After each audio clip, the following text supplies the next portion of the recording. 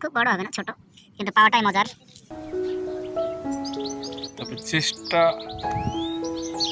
থেমে থাকবে না, চেষ্টা চলবেই, পাওয়া যাক বা না যাক। আর কিছুদিন পর পর একটা করে পালিতে হবে। এরকম একটা পায় তো লাভ নাই রে ভাই।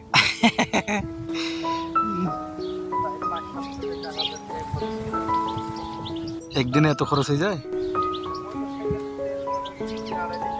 কোথা থেকে এসছেন? তানোর? তানোর তো কত দূর এখান থেকে? কয় কিলো? 20 কিলো। আমার বাসা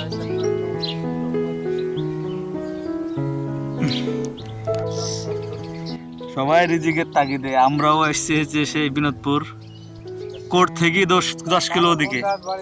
হ্যাঁ,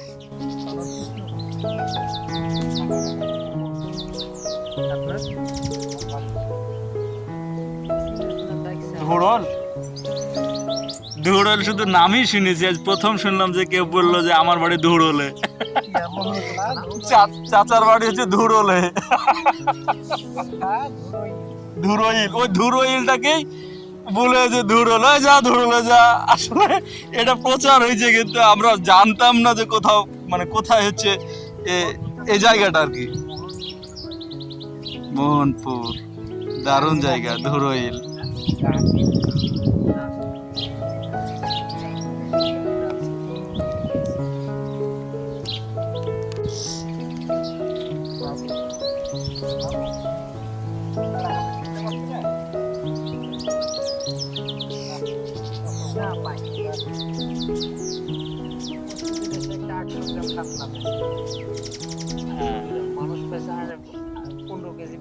তো ওই যে 15 কেজি পাইলে তো আপনার 15 দিনের খরচ উঠে যাবে। যে দেখা যায় 14 দিন পাইলেন না, আর 15 দিনের মাথায়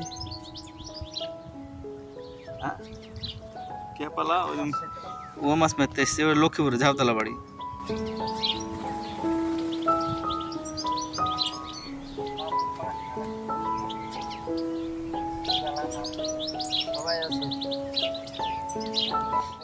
আমি জিজ্ঞাসা করলাম, ওর বাড়ি হচ্ছে ঝাউতলা, ওরও মাছ মারার শখ।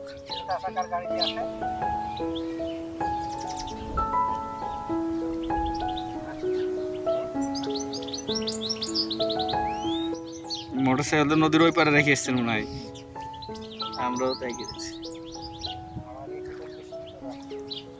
41 কিলো যাতায়াত না শুধু যাওয়া?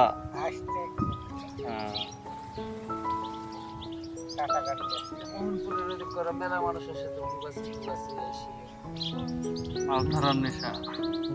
যে সাংবাদিক ভাইরা আলছে, কথাবার্তা বলছি।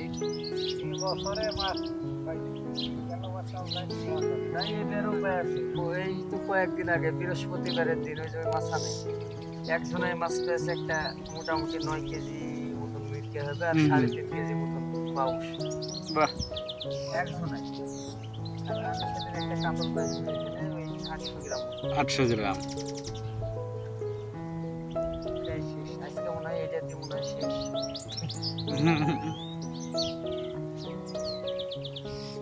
আসলে মাছ ধরাটা একটা ধৈর্যের কাজ।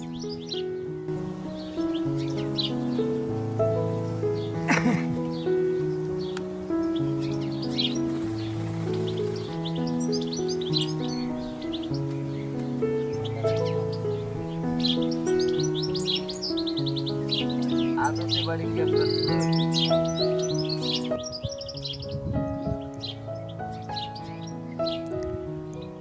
আসলে নদীতে মাছ ধরার মজা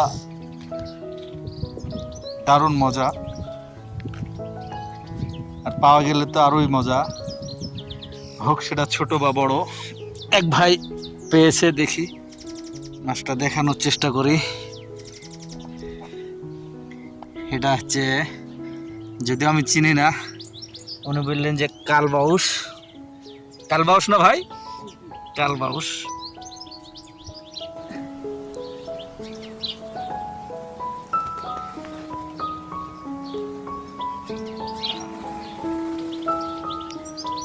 খুব বড় হবে না, ছোট, কিন্তু পাওয়াটাই মজার।